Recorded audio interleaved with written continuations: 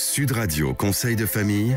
La chronique patrimoine avec Finvestment Manager. Finvestment Manager gère vos actifs financiers au plus près de vos objectifs. Heureux de vous retrouver, Stéphane Moller, bonjour. Bonjour Olivier. Le président et le fondateur de Via Wealth Management, Stéphane, Jean-Marc, qui est dentiste à Paris, s'interroge sur les raisons pour lesquelles sa banque l'incite aujourd'hui à sortir des contrats d'assurance vie en fonds euros dans lesquels il avait investi. Vous pouvez l'éclairer ?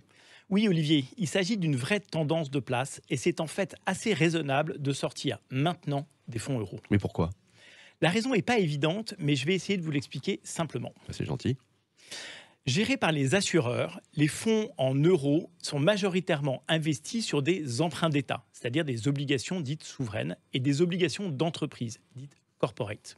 Le reste étant très faiblement investi en actions, immobilier et produits dérivés. Cette part plus risquée est destinée à en booster le rendement. Très bien, mais pourquoi sommes-nous incités à en sortir maintenant ? Un peu d'histoire, Olivier. Les fonds euros, ce sont des produits typiquement français. Ils existent depuis de très très longues années. Quand on les a créés, c'était alors un produit génial. Ils permettaient aux Français de bénéficier d'excellents rendements. Ils étaient complètement sans risque puisque garantis en capital et tout ça finançait la dette de l'État. C'est d'ailleurs probablement à cause de l'existence même des fonds euros que les Français n'ont pas d'excellentes connaissances de l'univers des produits financiers. Pourquoi chercher compliqué quand on avait un produit de la qualité des fonds euros rentable et garanti. Alors qu'est-ce qui s'est passé ? Ce qui s'est passé, Olivier, c'est que année après année, les taux ont baissé et avec eux les rendements des fonds euros. Aujourd'hui, les rendements théoriques devraient même être négatifs. Et pourquoi ce n'est pas encore tout à fait le cas ? Parce que ces fonds ont un peu de réserve, comme une entreprise qui n'aurait pas distribué la totalité de ses bénéfices antérieurs.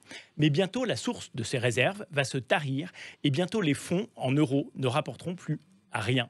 C'est pour ça que petit à petit, il convient d'en sortir. Y a-t-il une autre raison, Stéphane ? Oui, avant ces fonds étaient garantis en capital, mais depuis la loi Sapin 2, ils ne le sont plus. Ah oui, alors donc non seulement ils ne rapportent presque plus rien, mais en plus, ils ne sont plus garantis en capital. Exactement. Alors, il faut songer à réinvestir ou à investir où exactement ? Ça dépend de chacun d'entre nous. C'est à discuter avec votre conseil en gestion de patrimoine.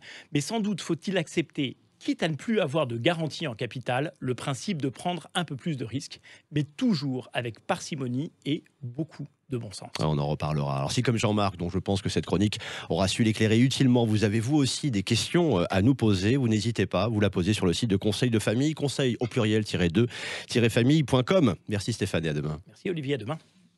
C'était Sud Radio Conseil de famille. La chronique patrimoine avec Finvestment Manager. Finvestment Manager gère vos actifs financiers au plus près de vos objectifs.